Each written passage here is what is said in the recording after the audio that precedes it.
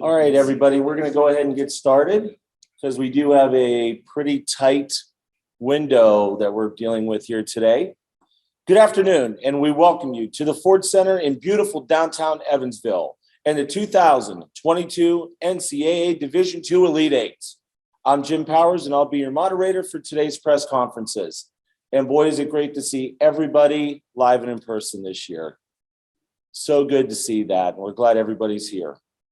Today's format's a little bit different than in the past as we're breaking our coaches up into two groups. The first group will be the coaches that are playing in the evening session tomorrow night, and then we'll bring in the second group of 155. That will include the coaches that are playing in the day session because they're wrapping up practices right now. Before we get started with our coaches, it's my honor and privilege to bring up one of the biggest basketball fans in the city of Evansville. Please welcome the mayor of Evansville, Lloyd Winnicky, to the podium for a few words.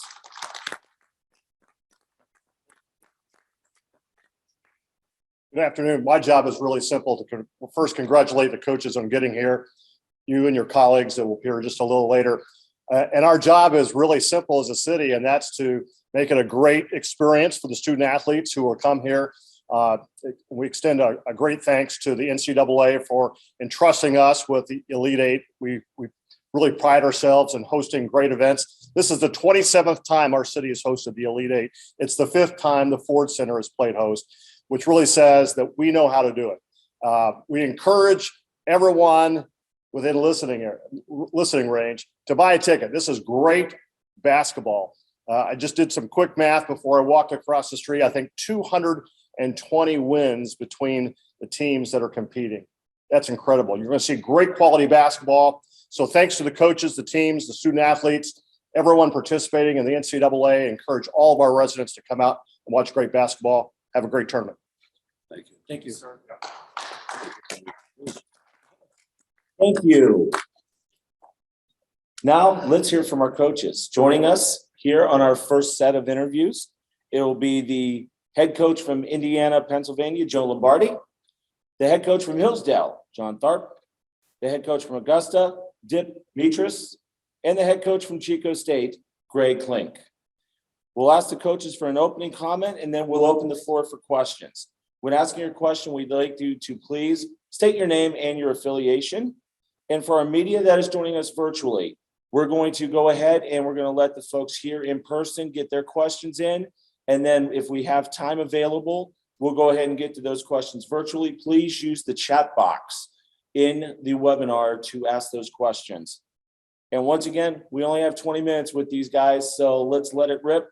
Coach Lombardi, go ahead and start with some opening comments. You got 20 minutes for me or everybody? Well, I've heard that you like to talk a little bit, Coach. Take my time. No, I was just saying, I want to get one of them quarter zips for golf right there. Okay, the mayor looks pretty good. I don't know if it's the mayor making it look good or if it's actually that nice. But just thankful to be here, just blessed to be able to take these young men on a journey like this and be able to compete and have this experience. Okay, you know, it's really about enjoying this whole process. There's only going to be one team that leaves here a winner, but the other 7, you know, are really fortunate to be here. And you know, we have some great coaches, and it's just a wonderful opportunity. We were here in Evansville in 15, and I'm sure it's just they were nothing but class back there, and I'm sure it's improved since then. Coach Tharp. Thank you, Coach. A lot of the same things that Coach just mentioned. It's an honor and privilege to be here and to represent Hillsdale College. Our guys representing Hillsdale College, representing our league, and it's a privilege to be here. And our guys have worked incredibly hard. It's been a couple-year process for this team, and like I said, it's just an honor to be here and we do everything we can to represent our school and our league in the best way that we can. Similar sentiments. Told my athletic director, if the clocks move and you're still playing basketball, you're having a good season. So the clock switched, and we're just happy to be here representing the university. And we have not been back for a while. We're in Springfield. Evansville looks like a great host, and we look forward to playing a very good Chico State team. I just will also say what an honor it is to be here. The group of guys that I get to coach this year is as good of any group as I've ever had. It's just been an absolute pleasure to coach them and be here in Evansville. The community and the Ford Center are absolutely fantastic. And like these guys said, I'm just very grateful that we are still competing and have done as well as we have, and just looking forward to the opportunity to keep playing. All right, we're going to go ahead and open it up for questions. Thank you for the opening comments, coaches. Once again, please raise your hand. I'll call on you, and when you get ready to ask your question, please state your name and your affiliation. So let's open it up for questions for our coaches. Go right here in the front. Chad Cook, Augusta University, Coach Meachers, third 18 tournament in about 3 or 4 weeks for you, if I have it right. What's different about this, prepping for this one versus the conference tournament in the Southeast region? People don't know we're moving to Augusta. We're going to play down there tomorrow. It'd be nice because we played all those tournaments our place. You play different styles, see teams you haven't played against. It's just unique in that sense. I told our guys the other day to shoot around. Only 2% of the teams in Division II are still playing. And we're very fortunate to be one of the 8 teams. And like I said, it's an honor to be here. It's very, very, very, very difficult to get here. And it's our version of Final Four in Division II. Next question. I'll pose one for the panel. And when I mentioned in my open, it's great to see everybody in person. Talk a little bit, and we'll start with Coach Clink. Talk a little bit just about how this year, it's almost like we are getting back to the sense of normalcy after the last couple of years. It's been fantastic. I don't know how many people know, but our conference, the CCAA, we did not have a season at all last year. I saw my guys in person about 4 times over the course of the 9 months we were in school. So just to be able to play basketball again has been an absolute blessing. It's something that we're all very, very thankful of. I have 3 of my 5 seniors that came back for a 6th year and did grad school because they didn't want to miss out on their senior year. And so it's just been awesome. You don't really realize sometimes how good you have it until things are taken away. And we just feel extremely grateful that we're able to compete, that we're able to be around each other. We did have a handful of games that got canceled this year, but just to be able to get back at it and practice and be around each other and have that bond with the guys was really special for me and for our group. We've got a unique perspective because we're a medical university. So last year, at least two of our starters were cleared out with COVID issues. And we played in front of no fans. And for anybody who saw the last game we played in to beat a very good Queens, it was an electric atmosphere. So we went playing no fans. Nobody can make a shot outside 3 feet last year, to having our guys back. And very fortunate to work at a medical university. We were on top of the COVID situation, probably more so than anybody in the country. Well, we had a little bit, we did have a season last year. And so we were incredibly blessed. Our league allowed us to play without fans, but it was really interesting. We'd be 3 hours before getting on a bus and we'd get a phone call and there'd be a COVID outbreak. And those were some of the challenges that we faced. And so I think what the coach is saying, just our guys are incredibly thankful to have this opportunity and to see some of the things that were taken away last year on certain situations. You felt for kids, and it was hard for a lot of different kids and programs. But like I said, it was a great blessing to be back. And we talk about how thankful we need to be to have the day and have this opportunity, and because we saw a little bit of it with last year. I was speaking with Jay Lawson from Bentley and Coach Crutchfield earlier. None of us 3 had season last year, and they said this has been the longest season, not the longest year, but the longest season, because it certainly felt like it's been 2 years in making. It's been 2 years in the making. So I think that just that comes with the added gratefulness, and just makes it even a little more enjoyable. Questions from inside the Ford Center, and we'll go ahead and open it up for questions for our virtual media members that are watching. Once again, type into the chat box. Coaches, talk a little bit about getting through your regions. And it just seems like this year, the regionals were just unbelievable with great basketball. Coach Lombardi, we'll start with you. Just kind of talk a little bit about just getting through those regionals to get to this point of the season here at Ford Center. Well, in some ways, you can't get any better than playing in the region, especially if you host and you're at home. Because you just have the electric crowds, you have the atmosphere, and it's just really engaging. And then if you're fortunate enough to win, as we were, you're able to really celebrate and share that with so many people that you care about it, whether it's community members and loved ones and people like that. Unfortunately, we won't travel as well. Okay, I don't think we'll have 2,500, 3,000 people from Indiana here in the stands, but this will still be very gratifying. But for all the coaches that want to region, especially if they were able to win it at home, it's truly a great experience. It doesn't get much better.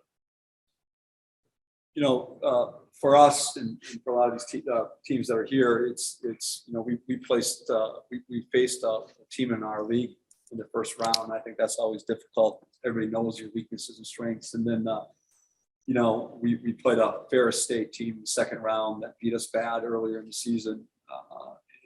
And an UMSL team that won 16, 17 straight games. And so obviously very challenging when you're playing at that time. As Coach mentioned, you're going to see great teams that are hot, well coached. And so we had some satisfaction with getting some revenge on some teams that beat us early in the year, but it was quite a challenge, no doubt about it. Ours was really unique because I played my alma mater in the first round. Okay, so I left Belmont Abbey 18 years ago as a coach and ex-player, and that's who we drew in the first round. It's the first time I ever played my alma mater. It was also the alma mater of my athletic director and our tennis coach. So we had more Belmont Abbey fans cheering for Augusta, I guess. I don't know what, it was very weird. We also beat a very good Pembroke team, a very good Queens team. We beat 3 teams from North Carolina. North Carolina's known as the hotbed of basketball. So we were very fortunate to come out. The region was stacked with nationally ranked teams.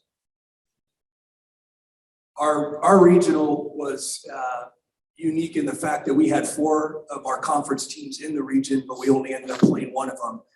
It was a situation where I thought we were going to at least see 2 teams that we had already played, but we played a really good academy. Our team from the Pac-West Conference in the first round beat Cal State San Bernardino, who's in our conference, in the second round, and then played Alaska Fairbanks, who was actually the 10th place team in their league. And because of COVID situations, they had a tournament, a league tournament where everybody participated in their league, and they ended up winning that.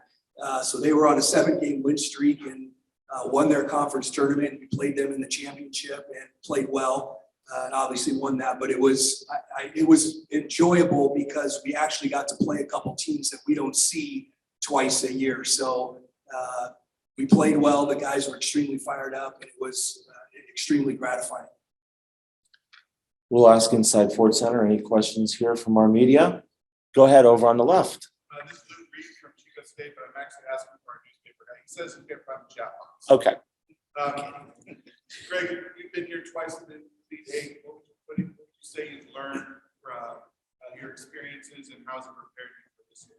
Well, I was talking to our guys about it, and the first time we made the Elite 8 in 2014, we had a good team, but I think we were all just really happy to be here, and we enjoyed the experience. We played an Aiken team that I thought clearly was better than us, and I thought we competed well.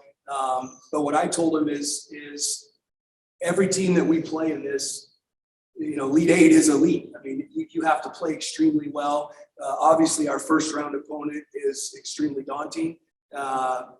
Just doing the research on Augusta, I mean, like every game that's being played here, we have our hands full. But we are extremely excited to be here, but we also have a group that's extremely confident and wants to compete. So I think that our mindset has changed a little bit in terms of not just being happy to be here, but, being grateful and excited for the experience and really excited to compete. And like I said, I know who we play tomorrow. And I know how good they are, and we have to be on our A game. But we are excited about the opportunity to be here and play and soak it up like as good as we can. Thank you. We're going to go virtually. Jenna Fink, go ahead. You are on. Hi, Jenna Fink from Action News Now in Chico, California. Just curious question for the Augusta coach. I mean, what was kind of your biggest focus to get into the Elite Eight, and then, going up against Chico State, what's some stuff you have your eyes on? For our part of the country, they play very similar to University of Virginia, backline defensive team, ball screen continuity, very good team. And I'll go back to my first experience in Elite Eight.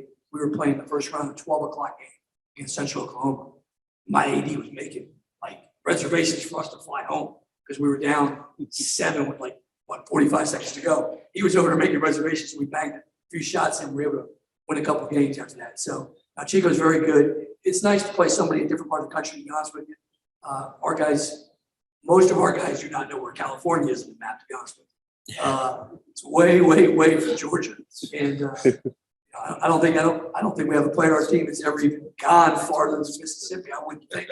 As I think about it, I don't think anybody has. So it's definitely unique. And I know they don't have anybody from Georgia. He already asked me for master's tickets. I'm out now. That's my boss. Check with my AD on that stuff. So virtual media members, if you would like to ask a question, just raise your hand and I'll unmute your mic. We'll give you a second here if there's anybody virtually, and we'll open it up for last questions from inside Ford Center. Go ahead, over on the left side. This is a question for everyone up there. I'm wondering about preparation for your, usually you have a week to prepare. You've got found out the seedings, you got a couple of days, and matches. It's like random for a class. Any coach can answer that. Prep. Yeah, we found out, I think it was Wednesday, with our opponent, and from that moment on, it's a lot of film work and not seeing coach's team play and just trying to dot your I's and cross your T's and trying to get the team as prepared as you possibly can without kind of losing your own formula. You've got to be careful of over preparing where you kind of lose what you have done to try to get here. And so, yeah, there's been some sleepless nights, more for my assistants than me. I give those guys a lot of credit, but yeah, it's and again, just you see them, you see these teams, you're like, wow, these guys are incredibly talented and well coached, and that's what keeps you up at night. I'm still trying to figure out how Augusta has a med school, but they don't know geography. It's weird. But it is kind of fun because you play as a coach. It's challenging, yet enjoyable because you play so many teams in your conference. That, when you have the conference championship and then in the NCAA, so you just go in with a lot of respect, and you can't change a whole lot because you are who you are and you have the habits that you have up to this point. And that's what you've been building to all year. And as John said, you don't want to overanalyze it, okay, and then freeze you guys up.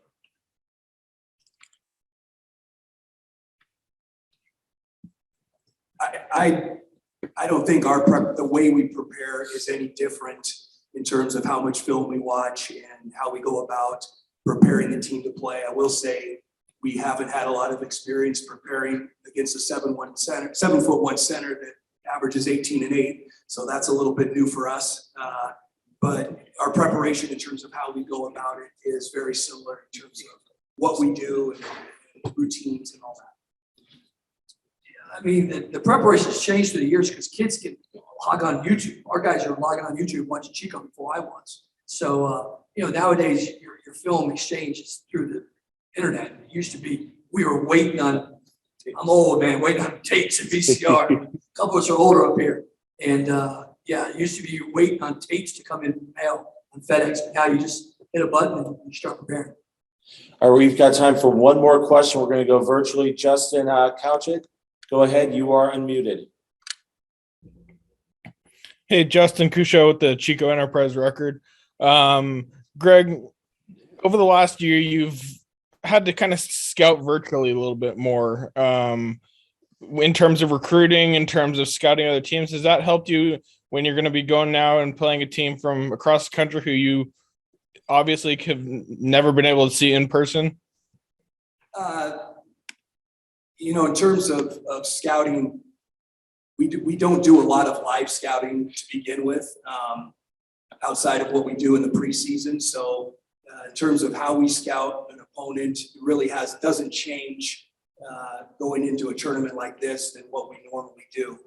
I will echo what these guys said. It is fun to be able to see different styles and different teams throughout the country. And I will be real honest in the fact that, I had to look up where some of the schools were from.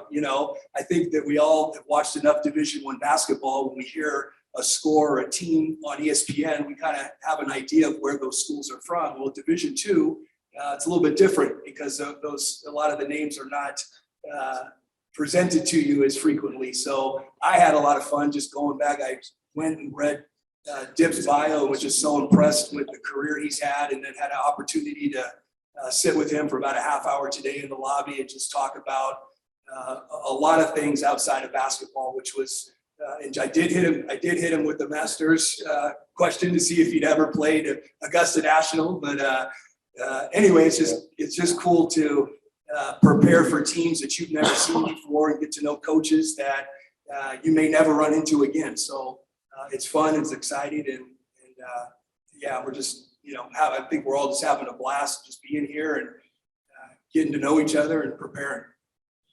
Well, that'll wrap things up for session number 1. Coaches, thank you so much for the time. Good luck tomorrow. We're excited for some basketball. Session 2 with our next coaches will begin in 5 minutes.